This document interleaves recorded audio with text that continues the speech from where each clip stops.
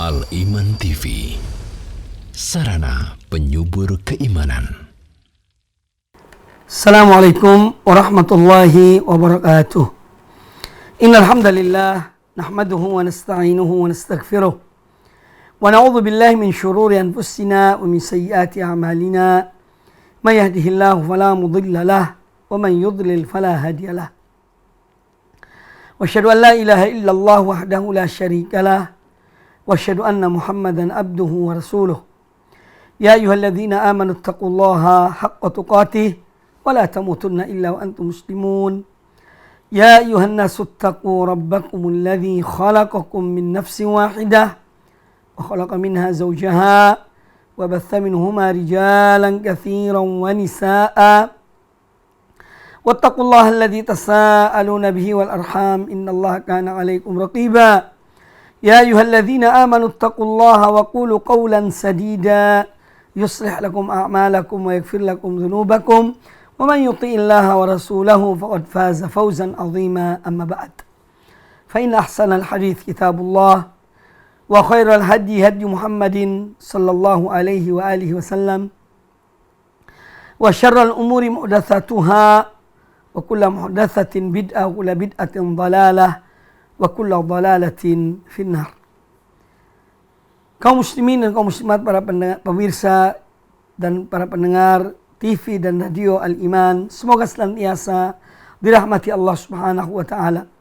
Alhamdulillah, pada kesempatan yang baik ini kita kembali bertemu dan dipertemukan oleh Allah Subhanahu wa taala dalam keadaan sehat wal afiah. Dan semoga Allah Subhanahu wa taala senantiasa menjaga kita, memelihara kita, keluarga dan anak-anak kita serta sanak famili kita dari berbagai keburukan dan hal-hal yang tidak kita senangi. Demikian pula kita berdoa kepada Allah Subhanahu wa taala, semoga Allah memberikan kesembuhan kepada saudara-saudara kita kaum muslimin yang diuji oleh Allah Ta'ala dengan ujian sakit yang menimpa mereka. Semoga segera disembuhkan oleh Allah Azza wa Jalla. Dan kalaupun di antara mereka ada yang telah meninggal, semoga Allah Ta'ala mengampuni dan merahmati dosa-dosa mereka. Pada kesempatan yang baik ini, marilah kita melanjutkan pembahasan kitab Idahul Mahajjah fi bayani sabilis salaf fi akhdid din wa fahmihi wal amal bihi wa da'wati ilaihi, yang ditulis oleh Syekh Faisal bin Qazzar Al-Jasim hafizahullah ta'ala. Pembahasan kita yang terakhir masih pada bab tentang bab wujubit taslim li nususil kitabi was sunnati. Ini pembahasan kita yang terakhir sampai pada bab ini. Bab tentang kewajiban kita untuk tunduk dan patuh kepada nas-nas Al-Quranul Karim dan hadis-hadis Nabi Sallallahu Alaihi Wasallam. Dan telah dibahas pada pertemuan yang sebelum ini, yaitu pada akhir bab ini tentang perkataan Al-Imam Ibnul Qayyim rahimahullah ta'ala, yaitu perkataan beliau, waqala Ibnul Qayyim, dan Al-Imam Ibnul Qayyim rahimahullah berkata, fara'sul adabi ma'ahu ay ma'a Rasulillah sallallahu alaihi wasallam. Puncak dari peradaban seseorang, akhlak seseorang terhadap Rasulullah sallallahu alaihi wasallam adalah kamalut taslimi lahu. Kita harus tunduk pada beliau secara sempurna, pasrah, wal inqiyadu lahu wal inqiyadu li amrihi, dan kita patuh kepada perintah beliau, wa talaqqi khabarihi bil qabuli wat tasdiq, dan menerima berita dari beliau, tentu jika berita itu adalah berita yang sahih dari Nabi sallallahu alaihi wasallam, maka kita wajib untuk menerima berita itu dengan qabul dan tasdiq, dengan kita membenarkan, kita percaya tentang berita yang datang dari beliau sallallahu alaihi wasallam. Duna an yuhammilahu mu'aradata khayalin batilin. Ya. Yusammihi ma'qulan. Dan tidak dibenarkan seorang membawa berita itu, ya, kemudian dia pertentangkan dengan khayalannya, pemikirannya yang batil, ya, yang disebut dengan ma'qul, ya. Sehingga kadang-kadang apabila ada berita dari Nabi sallallahu alaihi wasallam, ya, jika mereka tidak menerimanya, ya, mereka ingin menolaknya, itu dengan cara mereka mengatakan bahwa hadis ini sepertinya kok tidak masuk akal, ya, khairu ma'qul. Nah, ini bentuk dalam menolak hadis-hadis Nabi sallallahu alaihi wasallam. Perlu diketahui bahwa banyak hal dalam agama ini yang itu terkadang membingungkan akal, tapi tidak bertentangan dengan akal. Karena apa? Agama ini adalah kepatuhan, tunduk dan patuh. Entah masuk akal kita atau tidak masuk akal kita, itu perkara lain.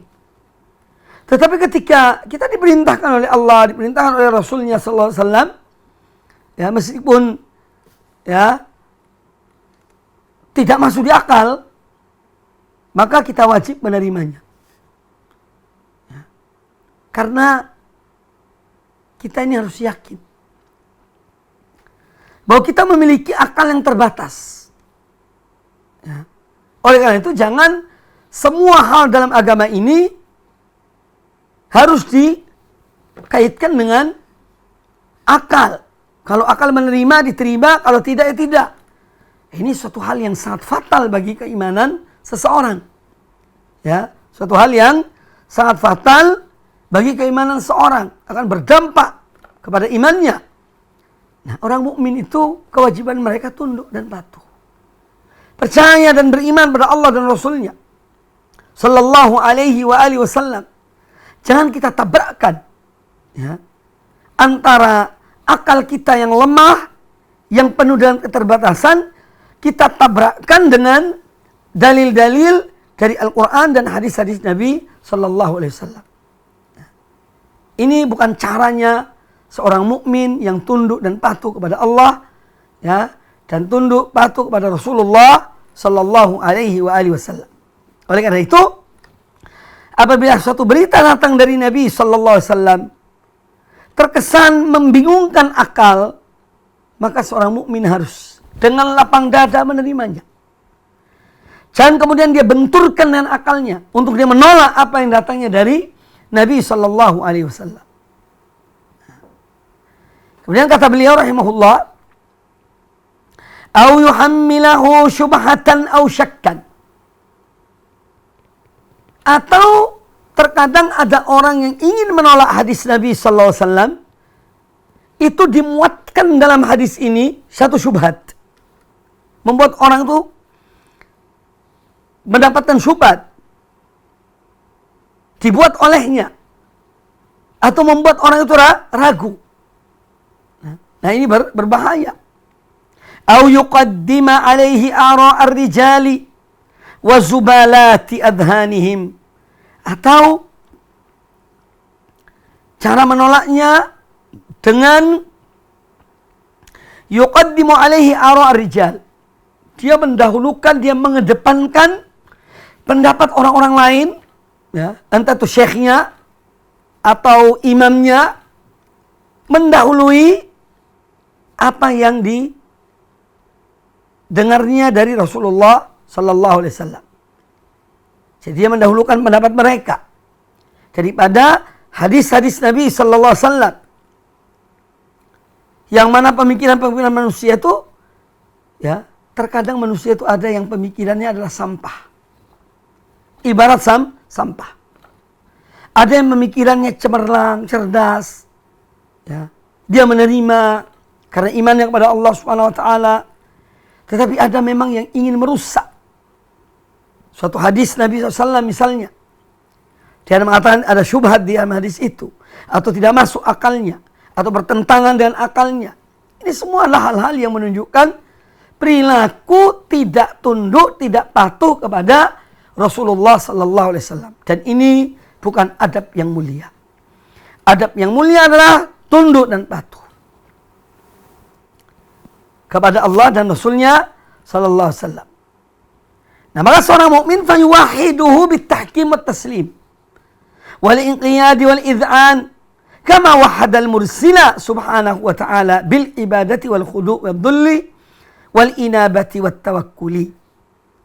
Nah, sikap seorang mukmin ya, dan adabnya kepada Nabi sallallahu alaihi wasallam juga menjadikan beliau alaihi salatu wassalam sebagai hakim dalam hal-hal yang diperselisihkan, ya, kembali kepada sunnah beliau. Kemudian kita tunduk dan patuh kepada sunnah beliau, ya, pasrah dan melaksanakannya, ya. Sebagaimana kita mentauhidkan Allah subhanahu wa ta'ala dalam hal beribadah pada Allah ta'ala, maka kita pun mentauhidkan mutaba'ah. Artinya kita betul-betul hanya mengikuti Rasulullah SAW. Tauhidul mutaba'ah namanya. Sebagaimana disebutkan oleh para ulama atau sebagian ulama. Makanya ketika kita kepada Allah Subhanahu wa taala, kita mentauhidkan Allah dalam beribadah, tunduk dan patuh kepada Allah, ya. Kita menghinakan diri kita di hadapan Allah, kita kembali kepada Allah, kita bertawakal kepada Allah. Maka demikian pula seyogianya, yakni sikap taslim kita, tunduk dan patuh kita kepada Nabi sallallahu alaihi wasallam. Artinya dalam menerima apa yang beliau sampaikan. Dalam menerima apa yang beliau sampaikan. Bukan menyembah Nabi SAW, tidak. Ya. Karena kita tidak dibenarkan menyembah Rasulullah SAW.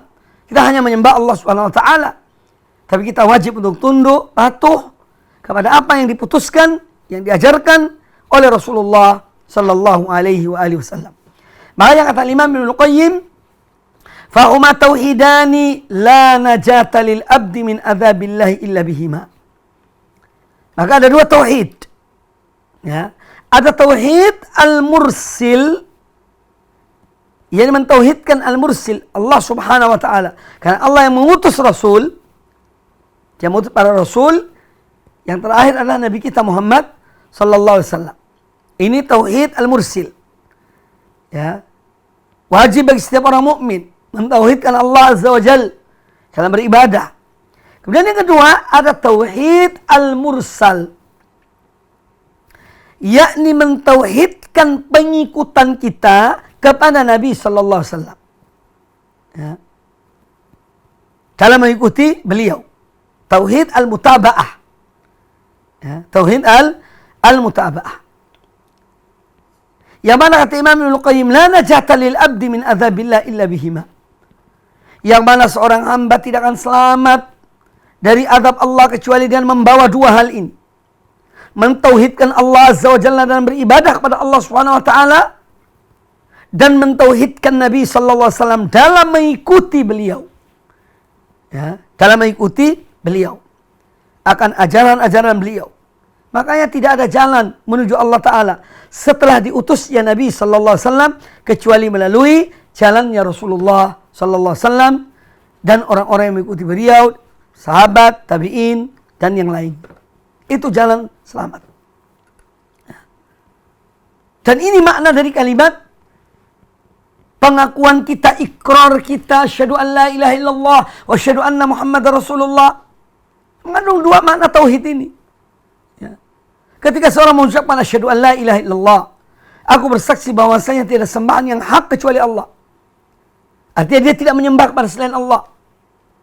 Ya. Yang kedua, asyhadu anna Muhammadar Rasulullah. Dan aku bersaksi bahwasanya Muhammad adalah Rasul utusan Allah. Maka kita pun wajib mengikuti beliau. Ya.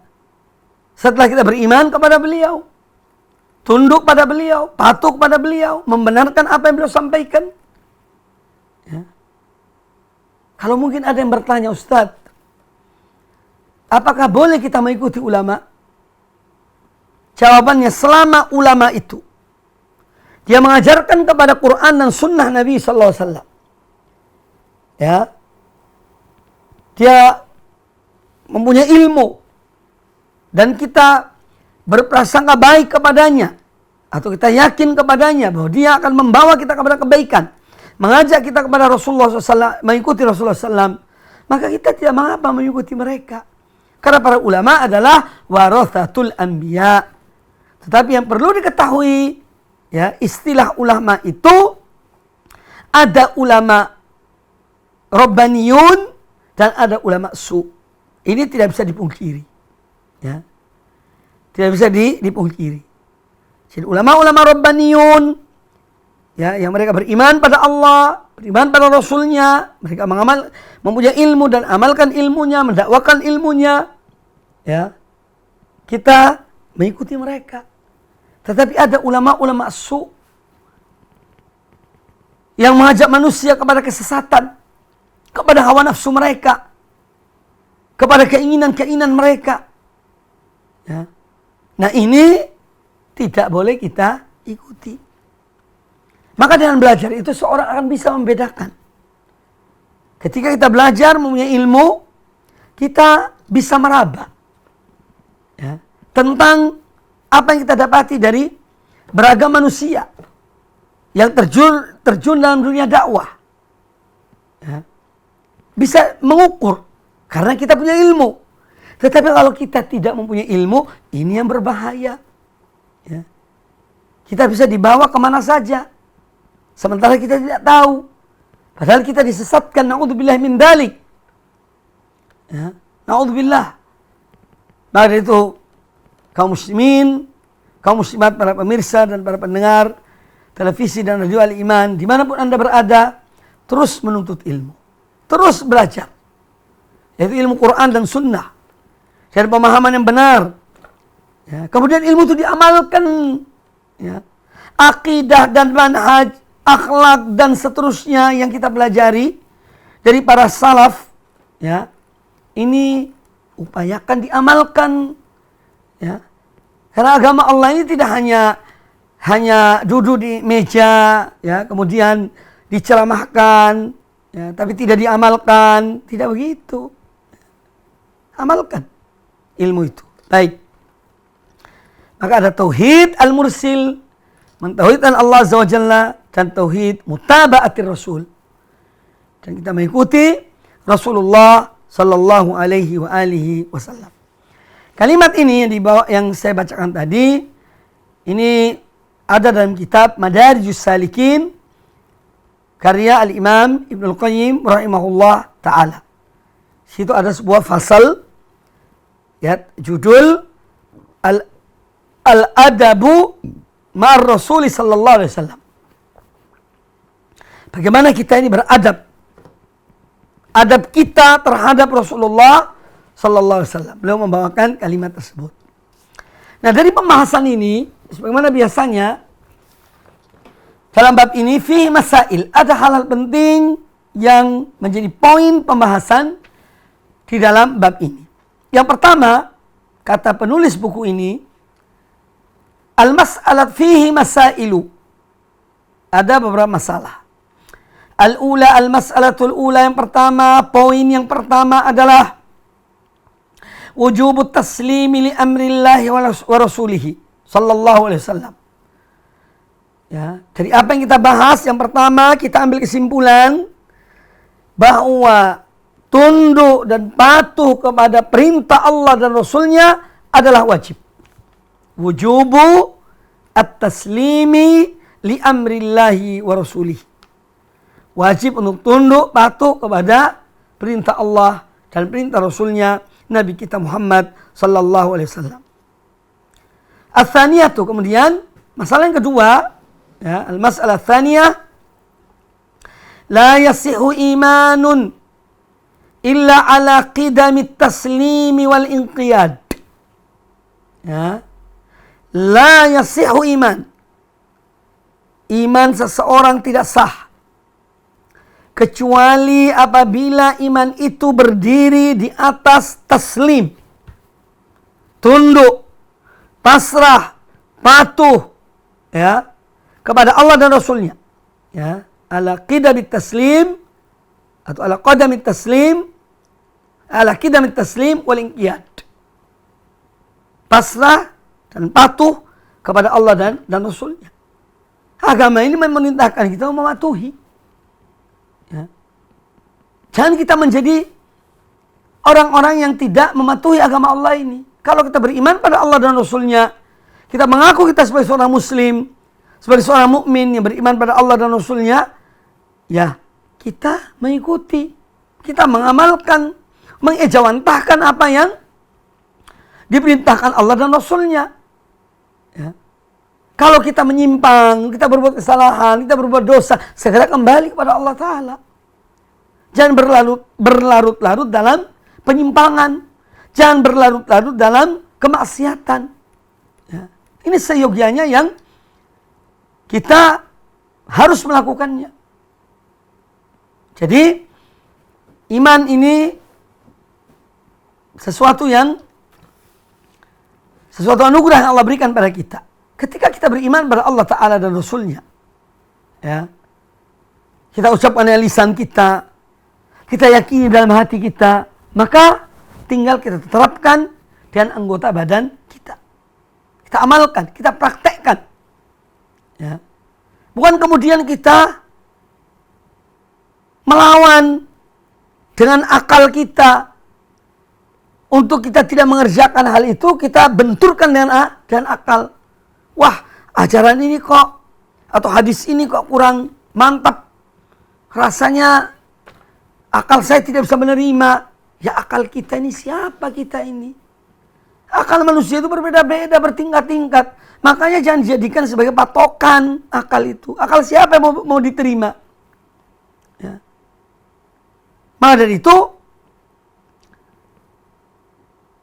kita dalam hal-hal yang memang diperintahkan Allah dan Rasulnya, terkadang membingungkan akal, maka jangan kita dahulukan akal.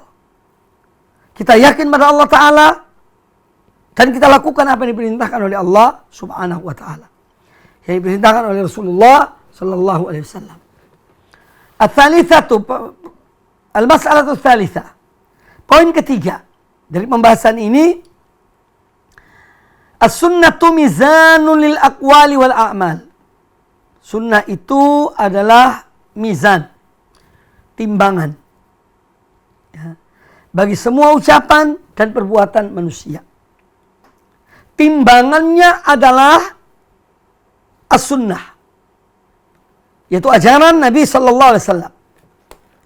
Ya, apa saja perkataan, perbuatan, kalau bertentangan, tidak sesuai dengan apa yang dibawa oleh Rasulullah SAW, oleh sunnah beliau, ajaran beliau, tuntunan beliau, maka ini harus ditolak. Ya, harus ditolak. Perkataan itu harus ditolak. Perbuatan harus ditolak. Atau tertolak dengan sendirinya. Ya, karena timbangannya, mi'yarnya, tolak ukurnya adalah as-sunnah. Jadi as-sunnah adalah sebagai mizan, penimbang tentang perkataan ataupun perbuatan manusia, apakah itu benar atau tidak, sesuai atau tidak. Ya. Kalau sesuai dengan sunnah Nabi SAW, berarti itu benar. Kalau tidak, ya tidak. Ya. Kita boleh menolaknya. Yang tidak boleh kita menolak perkataannya hanya Rasulullah SAW.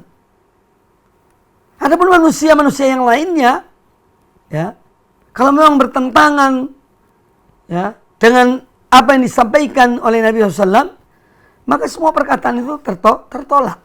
Dan boleh ditolak, harus ditolak. Ya. Poin yang berikut, yang keempat. Dolal man taraka sunnati lima'qulin aw siyasatin aw dhauqin aw ra'yin. Poin yang keempat adalah menjelaskan tentang kesesatan orang-orang yang meninggalkan sunnah Nabi Sallallahu Alaihi Wasallam, ya, yang sudah jelas itu ditinggalkan. Karena apa?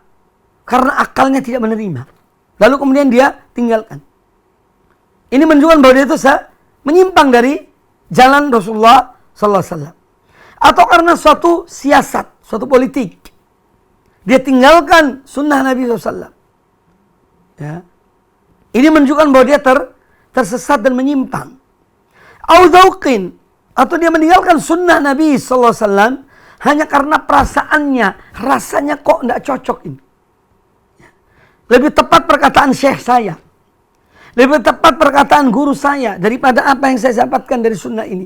Ini termasuk menunjukkan kesesatannya dan penyimpangannya dari jalan yang benar. Aura'in, atau dia meninggalkan sunnah Nabi SAW hanya karena pendapat. Dia lebih mengedepankan pendapat manusia atau pendapatnya daripada sunnah Nabi SAW. Nah, ini sudah menunjukkan bahwa itu adalah sebuah penyimpangan, sebuah kesesatan. Baik. Semoga apa yang disampaikan bermanfaat bagi kita semuanya. Di dalam Al-Quranul Karim tentang kewajiban seorang mukmin dan mukminah untuk taat kepada Rasulullah SAW, kepada Allah dan Rasulnya SAW, banyak dalam Al-Quranul Karim. Sebagian ayat sudah kita sampaikan. Ada satu ayat yang ingin saya sampaikan pada kesempatan yang baik ini, yaitu ayat ke-36 dari surat Al-Ahzab. Allah Subhanahu wa taala berfirman, "Wa ma kana lil mu'minin wa la mu'minatin." Tidak sepatutnya bagi seorang mukmin dan mukminah, ya, tidak sepatutnya bagi seorang mukmin laki-laki dan perempuan, idza qadallahu wa rasuluhu amron, kalau Allah sudah memutuskan dan Rasulnya sudah memutuskan suatu perkara, ya, amron, an yakuna lahumul khiyaratu min amrihim. Tidak sepatutnya mereka mempunyai pilihan yang lain dari pilihan mereka, dari urusan perkara yang telah diputuskan oleh Allah dan Rasulnya. Tidak sepatutnya mereka memilih yang lain dari diri mereka. Kemudian Allah mengancam orang-orang yang durhaka kepada Nabi sallallahu alaihi wasallam. Pada akhir ayat ini Allah mengatakan, "Wa man ya'sillaha wa rasulah." Dan barang siapa yang bermaksiat kepada Allah dan Rasulnya, faqad dhalla dhalalan mubina, maka dia telah tersesat dengan kesesatan yang nyata. Kaum muslimin dan kaum muslimat rahimani wa rahimakumullah. Itu pembahasan kita yang terakhir dari bab ini. Sekarang kita lanjutkan kepada bab yang berikutnya. Qala al-muallif hafizahullah ta'ala, babu la ghinan lil qur'ani anis sunnati. Bab tentang Al-Quranul Karim tidak bisa dipisahkan dari sunnah Nabi Sallallahu Alaihi Wasallam. Bab ini penting untuk kita pahami. Karena Allah Subhanahu Wa Taala menurunkan Al-Quranul Karim dan Allah memberikan mandat untuk menjelaskan Al-Quranul Karim ini adalah Rasulullah Sallallahu Alaihi Wasallam. Allah berikan mandat kepada beliau. Maka tidak bisa dipisahkan antara Al-Quran dan sunnah Nabi Sallallahu Alaihi Wasallam. Al-Quran diturunkan kepada Rasulullah SAW. Allah memberikan mandat kepada beliau untuk menyampaikan Al-Quran ini dan menjelaskan kepada manusia. Maka tidak bisa dipisahkan. Artinya tidak boleh seorang mengatakan kita yang wajib itu beriman pada Al-Quran. Adapun hadis, ini tidak wajib. Kita beriman kepada apa yang disampaikan oleh Nabi SAW dalam hadis-hadisnya. Nah, ini jelas suatu kesesatan yang nyata, penyimpangan yang luar biasa. Ya. Dan itu ada sebagian orang, sebagian kelompok, ya, orang-orang kelompok apa? Ingkarus sunnah. Mereka mengingkari sunnah Nabi SAW. Mereka tidak percaya pada hadis-hadis Nabi SAW. Ya. Nah, ini yang akan dibahas tentang kebutuhan kita kepada sunnah Nabi sallallahu alaihi wasallam di dalam memahami Al-Qur'anul Karim. Artinya bahwa Al-Qur'an Karim dan sunnah Nabi sallam dua hal yang tidak bisa dipisahkan. Ya. Adapun dalil yang dibawakan oleh al-muallif hafizahullah taala, yang pertama dalam surat An-Nahl ayat ke-44. Surat An-Nahl ayat ke-44. Allah taala berfirman, "Wa anzalna ilaika adh-dhikra litubayyana lin-nasi ma nuzzila ilaihim wa la'allahum yatafakkarun." Wa anzalna ilaika dzikra, dan kami menurunkan kepada engkau wahai Muhammad adz-dzikra, itu Al-Qur'anul Karim, litubayyina linnas, untuk atau agar engkau menjelaskan kepada manusia ma nuzzila ilaihim, apa yang diturunkan kepada mereka, wa la'allahum yatafakkarun, dan agar mereka selalu berfikir. Di dalam ayat ini kita melihat dengan sangat jelas bahwasanya Allah Azza wa Jalla menurunkan Al-Qur'anul Karim kepada Nabi sallallahu alaihi wasallam untuk dijelaskan oleh beliau kepada manusia.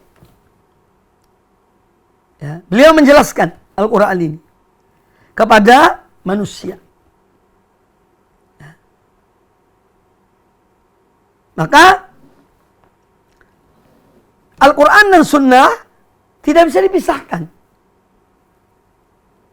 Nanti akan disebutkan di sini tentang perintah Allah, misalnya waqimus sholat, tegakkanlah sholat. Berapa jumlah sholat? 5 kali. Apa ada dalam Al-Quranul Karim ya, bahwa sholat itu 5 kali? Apa ada? Kemudian jumlah rakaat. Apa ada dalam Al-Quranul Karim?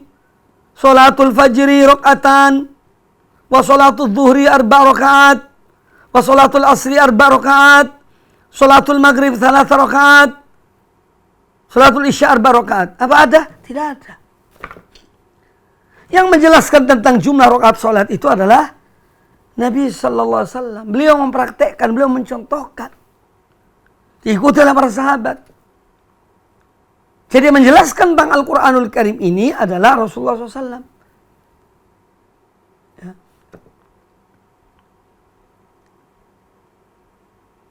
Nah ini yang harus kita pahami betul, bahwa sunnah itu tidak bisa dipisahkan dari Al-Quranul Karim. Karena sunnah Nabi SAW sebagai penjelas bagi Al-Quranul Karim.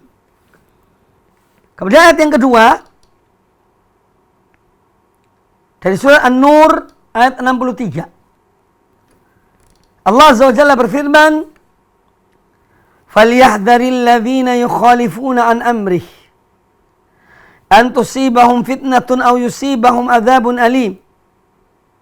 Falyahdharil ladzina yukhalifuna an amrih.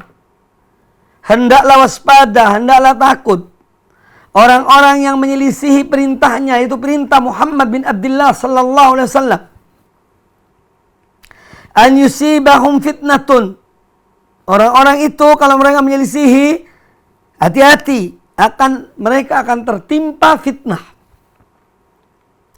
Au yusibahum adzabun alim, atau mereka akan ditimpa oleh azab yang pedih.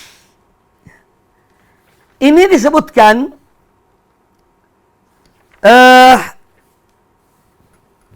dalam ayat ini ada perkataan dari Al-Imam Ahmad bin Hanbal. Jadi ayat tadi, ayat 63 dari surat An-Nur itu memberikan ancaman ya, atau mengandung ancaman bagi orang-orang menyelisihi Rasulullah sallallahu alaihi wasallam. Apa ancamannya? Fitnah atau azab.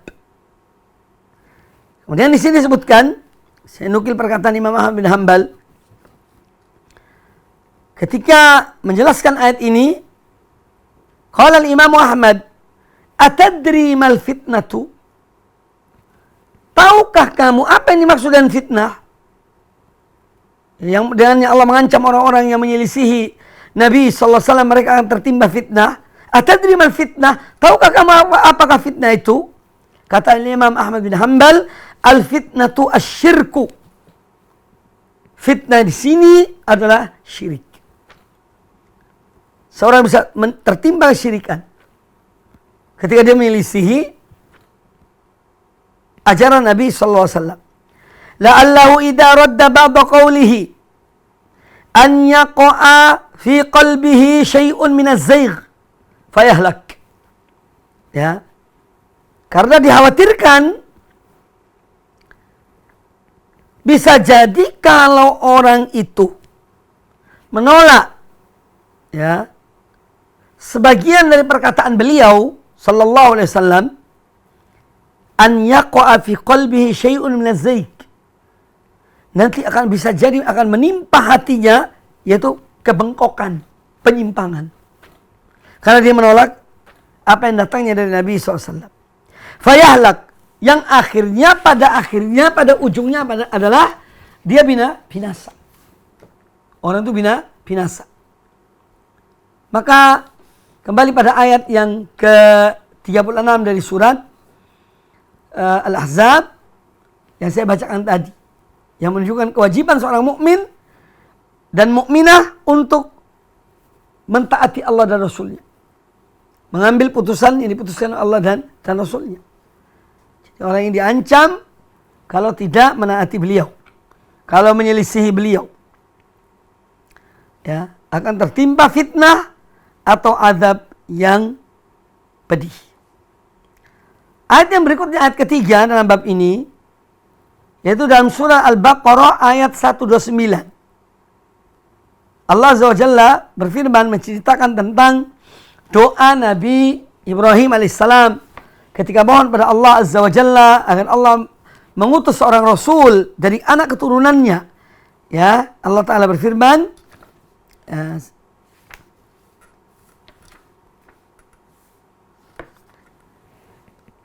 menjelaskan tentang doa Nabiullah Ibrahim dan Ismail ketika mereka mohon pada Allah Ta'ala. Rabbana wab'ath fihim rasulan minhum. Wahai Tuhan kami, wahai Rabb kami, utuslah kepada mereka seorang rasul. Yatlu rasulan minhum. Seorang rasul dari golongan mereka sendiri. Yatlu alaihim ayatika. Yang mana rasul itu membacakan kepada mereka ayat-ayatmu. Wa yu'allimuhumul kitaba wal hikmah, dan rasul itu mengajarkan kepada mereka Alkitab, yaitu Al-Quranul Karim, wal hikmah, yaitu sunnah Nabi sallallahu alaihi wasallam.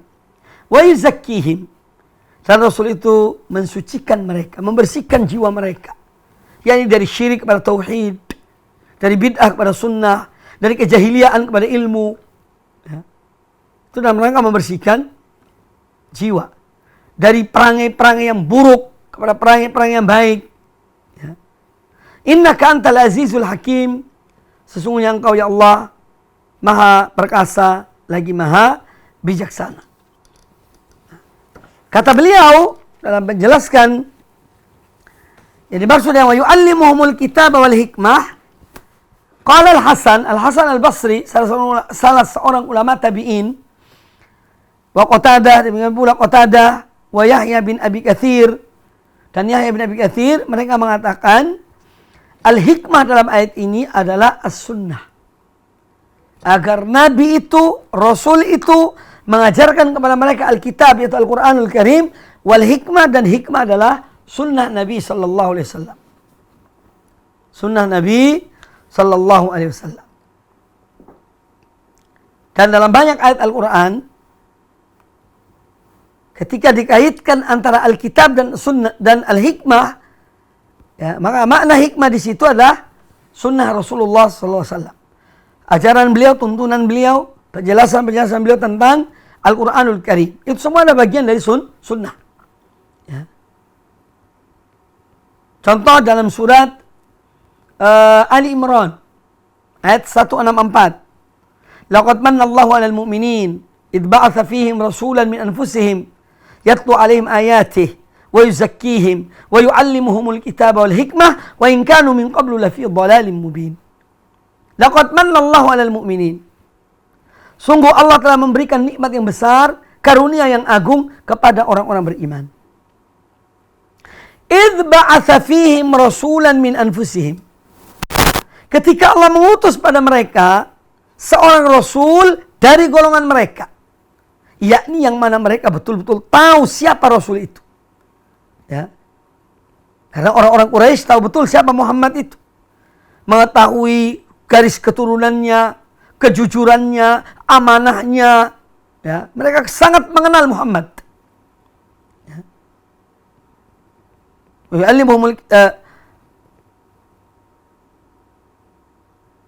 Laqad manna Allahu 'alal mu'minin idh ba'atha fihim rasulan min anfusihim. Ketika Allah mengutus pada mereka seorang rasul dari golongan mereka.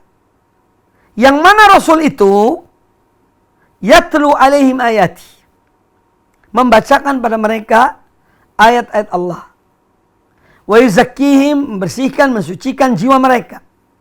Wa yu'allimuhumul kitaba wal hikmah, dan mengajarkan kepada mereka Alkitab dan Al-Hikmah. Mengajarkan kepada mereka Alkitab itu Al-Quranul Karim, dan Al-Hikmah adalah sunnah Nabi Sallallahu Alaihi Wasallam. Ya. Jadi kata hikmah kalau dikaitkan, kalau datang berkaitan dengan penyebutan Alkitab, itu artinya sunnah Nabi Sallallahu Alaihi Wasallam. Wa yu'allimuhumul kitab wal hikmah. Kemudian kata al-muallif, Wan al-Miqdad bin Ma'di Karib al-Kindi radhiyallahu anhu qala. Dari al-Miqdad bin Ma'di Karib al-Kindi radhiyallahu anhu, beliau berkata, qala Rasulullah sallallahu alaihi wasallam, Rasulullah sallallahu alaihi wasallam bersabda, ala inni utitul kitaba mithlahu ma'ahu. Ketahuilah bahwasanya aku diberikan Alkitab, yaitu Al-Quranul Karim. Wa mithlahu ma'ahu, dan diberikan yang serupa dengan Alkitab bersama Alkitab itu. Ya. Ala inni utitul Qur'ana wa mithlahu ma'ahu. Lalu beliau mengulangi lagi ucapan beliau. Ketahuilah bahwasanya aku diberikan oleh Allah Al-Quran dan yang semisal dengannya bersamanya. Ya. Kata para ulama, sebelum saya menyambung hadis ini, wa mithlahu ma'ahu, dan yang semisal dengannya, dengan kitab itu, bersama kitab itu, hadzal mathal huwa sunnah syarifah. Kata Imam Ibnu Katsir rahimahullah taala dan ulama-ulama lainnya, yang semisal dimaksud di sini, yang semisal dengan Al-Quran, yaitu as-sunnah syarifah. Itu sunnah Nabi sallallahu alaihi wasallam yang mulia, bisyu'abiha jami'an, dan semua cabang-cabangnya. Ya. Dan semua cabang-cabang sunnah itu. Artinya dan semua macam sunnah itu. Ada berapa macam sunnah? Ada 3. Sunnah qauliyah, baik itu berupa ucapan Nabi SAW. Sunnah fi'liyah, atau berupa perbuatan beliau SAW. Wa takririyah, ataupun yang bersifat takrir, artinya beliau menyetujui, menyetujui apa yang dilakukan oleh para sahabat. Ini namanya sunnah takririyah. Jadi yang bersama dengan Al-Quran yang Allah berikan kepada Nabi Sallallahu Alaihi Wasallam adalah sunnah beliau, sunnah Rasulullah Sallallahu Alaihi Wasallam.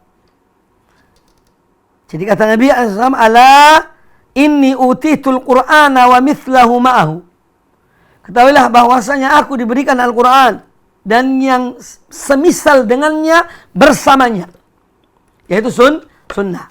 Lalu kata beliau, ala yushiku rajulun yan Sani syab'ana ala arikatihi. Kata beliau, ketahuilah bahwa sudah dekat.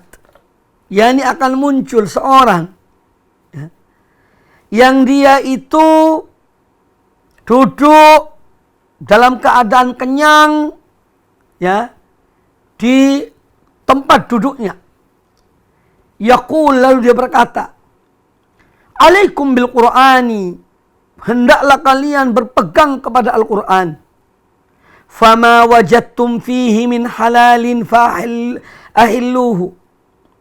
Apa yang kalian jumpai dalam Al-Quran itu menghalalkan sesuatu, maka halalkanlah sesuatu itu yang dihalalkan oleh Al-Quran. Wa ma wajadtum fihi min haramin faharrimuhu. Dan apa yang kalian jumpai dalam Al-Quran itu yang diharamkan, maka haramkanlah sesuatu yang diharamkan oleh Al-Quran tersebut.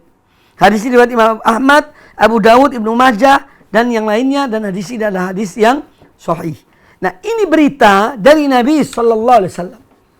Bahwa akan ada orang-orang yang mengingkari sunnah.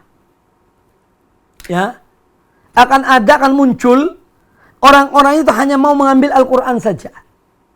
Dan mereka menolak sunnah Nabi SAW. Dan itu terjadi. Apa yang disampaikan oleh Nabi SAW itu terjadi. Munculnya golongan yang namanya Qur'aniyun. Orang-orang yang berpegang pada Quran saja. Yang mereka juga disebut dengan ingkarus sunnah. Orang-orang yang mengingkari sunnah Nabi SAW. Jadi syaitan itu dengan berbagai macam cara, di dalam upaya menyesatkan manusia agar mereka menyimpang dari jalan Allah Subhanahu wa taala dengan beragam cara dilakukan oleh syaitan. Salah satunya adalah dengan munculnya atau dengan membisiki orang-orang itu untuk tidak percaya kepada sunnah Nabi SAW. Lalu muncul ucapan-ucapan mereka tentang sunnah Nabi alaihissalam, bahwa hadis-hadis itu Nabi bisa dijadikan pegangan. Kata mereka demikian. Karena apa? Karena periwayatannya, dalam arti dia tidak sama dengan Al-Quranul Karim. Bahkan ada, subhanallah, na'udzubillah min dzalik, sampai kadang-kadang ada hadis-hadis Nabi SAW yang sahih, karena mungkin menyebutkan sesuatu, mereka mengatakan ini hadis politik. Subhanallah. Nah, di sini pentingnya kita ini betul-betul berhati-hati, harus belajar ilmu dari sumbernya dan dari orang-orang yang kita percaya. Karena penyelewengan suatu makna dalam Al-Quranul Karim atau hadis-hadis Nabi SAW bisa saja terjadi. Karena orang itu mengikuti hawa nafsu. Jadi apa yang diberitahukan oleh Nabi SAW ini telah terjadi. Bahwa akan muncul orang-orang yang mereka tidak menuntut ilmu, biasa hidup senang, hanya duduk di rumah, kemudian mereka mengingkari sunnah Nabi SAW.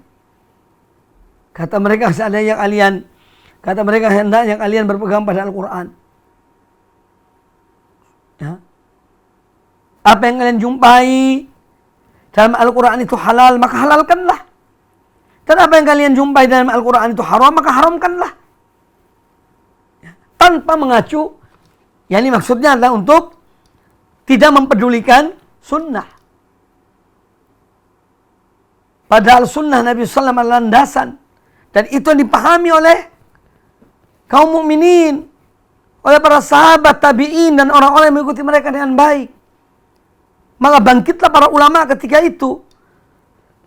Setelah wafatnya Nabi SAW, di zaman para sahabat, zaman tabi'in, dan yang berikutnya, untuk apa?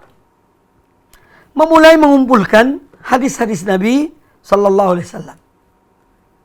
Maka terkumpullah kita melihat kitab-kitab sunnah yang demikian banyaknya dalam rangka menjaga sunnah Rasulullah SAW ini. Ya. Maka sunnah itu mencakup segala aspek. Kita jangan hanya bisa ahlus sunnah. Tapi kita milah-milih. Ya, yang cocok dengan hawa nafsu kita ambil dari sunnah Nabi SAW.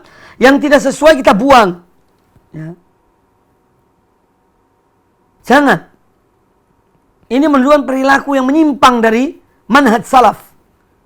Dari metode mereka salaf dalam beragama. Mereka tidak memilah-milih para sahabat dulu. Para tabi'in dan orang-orang yang mengikuti mereka dengan baik. Mereka tidak milah-milih. Ini hadis cocok dengan hawa nafsunya diambil. Oh, hadis ini bisa untuk mukul orang lain. Diambil. Kalau tidak, ya tidak. Itu bukan manhaj salaf itu. Itu namanya manhaj hawa nafsu. Itu namanya manhaj hawa nafsu. Kalau sesuai dengan hawa nafsunya diambil. Kalau tidak dibuang. Dan oleh karena itu, seorang yang membawa sunnah Nabi SAW, mengajarkan sunnah Nabi SAW, harus mampu untuk bisa mengambil semuanya, mengamalkannya, menerapkannya, ya, dengan sebaik-baiknya.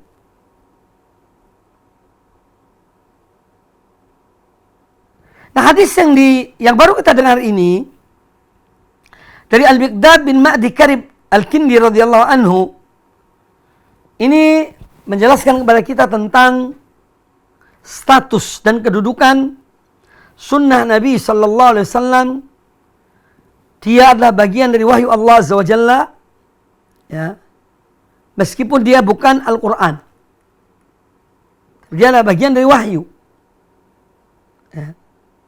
Karena Nabi alaihi salatu wassalam selalu dibimbing oleh Allah Ta'ala, sehingga apa yang beliau ucapkan, apa yang beliau kerjakan, semua dalam bimbingan Allah Azza wa Jalla. Dan beliau adalah orang yang maksum, seorang yang terpelihara. Allah menjaga beliau dari penyimpangan. Kalau beliau keliru, langsung ditegur oleh Allah Azza wa Jalla. Ya. Ada beberapa teguran dalam Al-Quranul Karim yang dengannya Allah menegur beliau sallallahu alaihi wasallam. Allah tidak membiarkan Nabi SAW itu kalau ada kekeliruan atau ada hal yang perlu Allah ingatkan pada beliau. Allah tidak membiarkan beliau begitu saja, tidak. Tetapi Allah ingatkan beliau alaihi salatu wassalam. Dan beliau menyampaikan peristiwa itu. Ayat yang turun, yang menegur beliau sampaikan kepada manusia. Makanya beliau adalah seorang yang terpelihara dari menyembunyikan apa-apa yang Allah wajibkan, Allah perintahkan beliau untuk menyampaikan kepada manusia. Beliau tidak pernah menyembunyikannya. Beliau menyampaikannya. Jadi yang al-maksum hanya Nabi alaihissalatu wassalam. Maka sunnah-sunnah beliau, ya, ini adalah sebagai penjelasan bagi Al-Quranul Karim. Dan kita tidak bisa terpisah dari, atau sunnah tidak bisa terpisah dari Al-Quranul Karim. Ya. Makanya landasan Islam, ya, dasar hukumnya, landasannya, ya, yang pertama adalah ya dua ini tadi, Al-Quranul Karim dan Sunnah Nabi SAW. Kemudian ijma' para ulama, para sahabat dan ulama-ulama muslimin. Ijma' bagian juga dari dalil. Ya. Kemudian hadis ini juga menjelaskan kepada kita bahwa sunnah itu ada 3 macam. Sebagaimana dikatakan oleh para ulama. Ada sunnah qauliyah, berupa ucapan-ucapan Nabi sallallahu alaihi wasallam. Ada sunnah fi'liyah, berupa perbuatan beliau. Ya. Apa-apa yang beliau lakukan. Itu sunnah fi'liyah. Yang ketiga ada sunnah takririyah, yang beliau menyepakati, beliau menyetujui, ya, ketika ada sesuatu yang dilakukan oleh para sahabat atau sebagian sahabat. Beliau diam, yang menunjukkan bahwa beliau itu setuju. Beliau menetapkan. Ini namanya sunnah takririyah. Kemudian yang juga diambil dari hadis ini, bahwa akan muncul, dan ini sudah terjadi, golongan yang mengingkari sunnah Nabi sallallahu alaihi wasallam. Ya. Golongan yang mengingkari sunnah, ajaran, tuntunan Rasulullah SAW. Mereka mengingkari hadis-hadis Nabi sallallahu alaihi wasallam. Kemudian diambil dari hadis ini pelajaran berikutnya bahwa jika ada sunnah atau hadis yang sahih dari Nabi sallallahu alaihi wasallam menghalalkan sesuatu yang belum ada dalam Al-Quranul Karim, maka hukumnya sama dengan hukum apa yang dihalalkan oleh Al-Quranul Karim. Kita wajib menerimanya. Demikian pula dalam hal yang berkaitan dengan yang diharamkan. Ya. Apa yang diharamkan oleh hadis Nabi SAW, meskipun belum ada dalam Al-Quranul Karim, ya, maka kita wajib untuk mengharamkannya. Ya. Selama itu sahih. Yani hadisnya sahih dari Nabi SAW. Karena apa? Allah memerintahkan kepada kita untuk mengambil, menerima yang datangnya dari Nabi sallallahu alaihi wasallam. Ya, wa ma atakumur rasul fakhudhuhu wa ma nahakum anhu fantahu. Apa saja yang datang kepada kalian dari Rasul, ambillah. Ya. Dan apa yang beliau larang, berhentilah. Ya, itu salah satu dalil. Baik.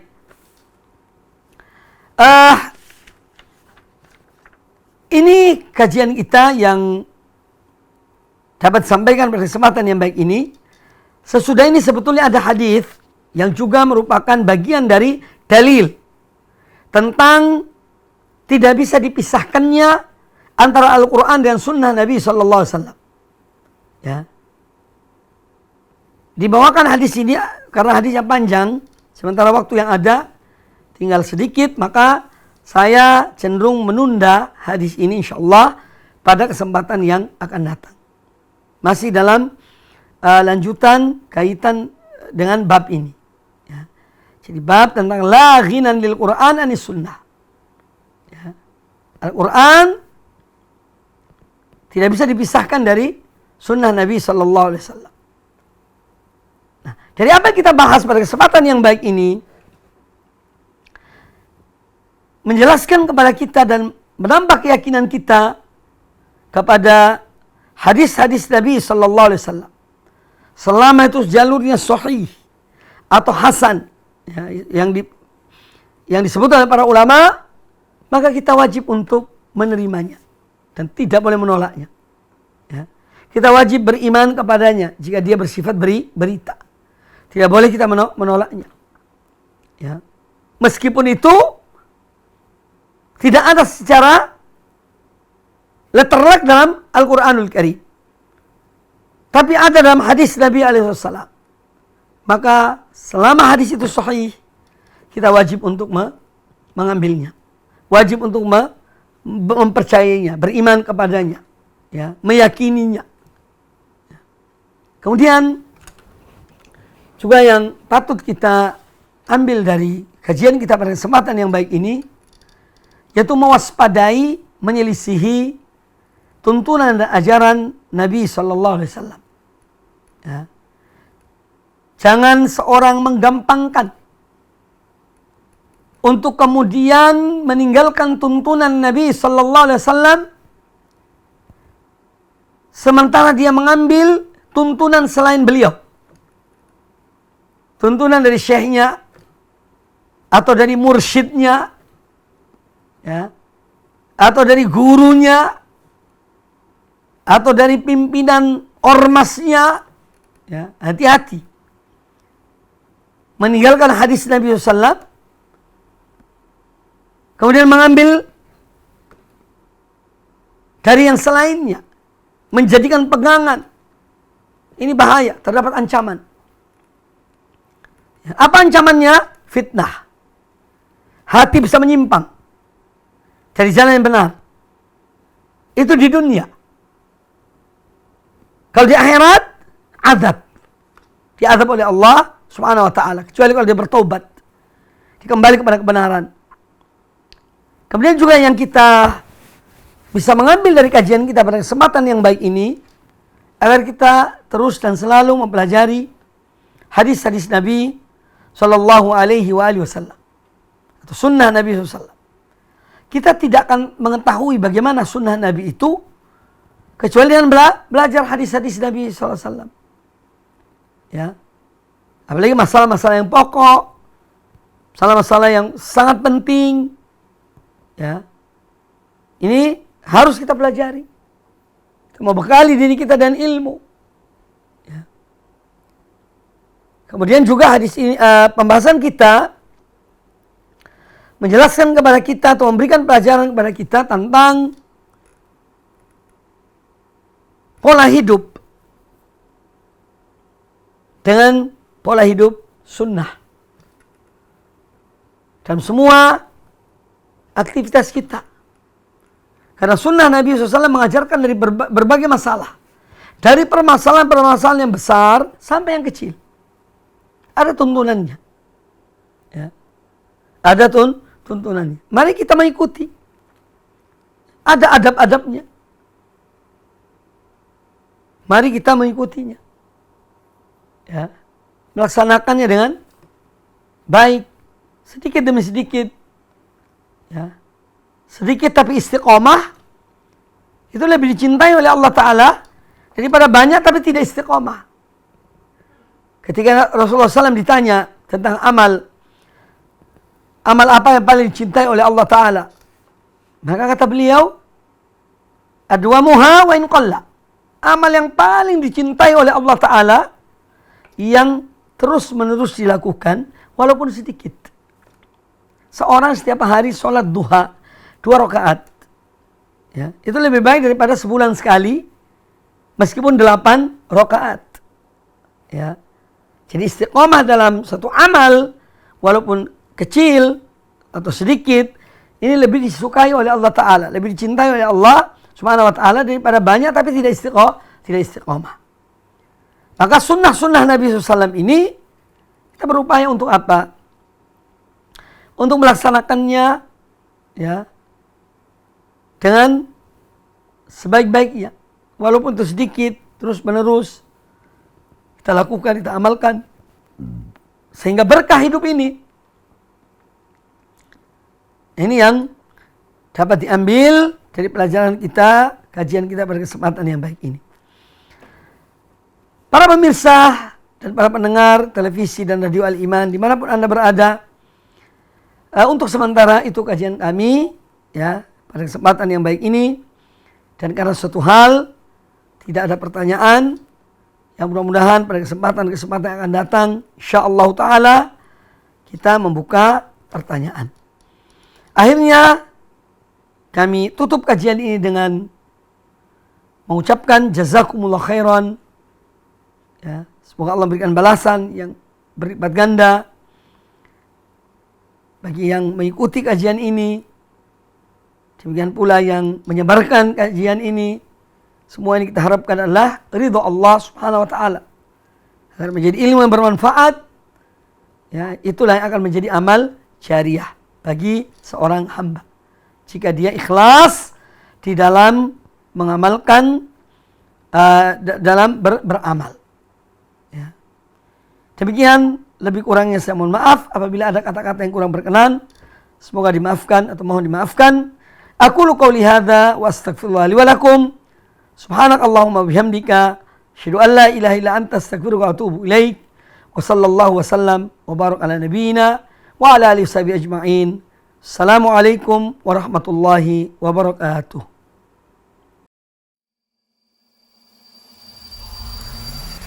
Al-Iman TV, sarana penyubur keimanan.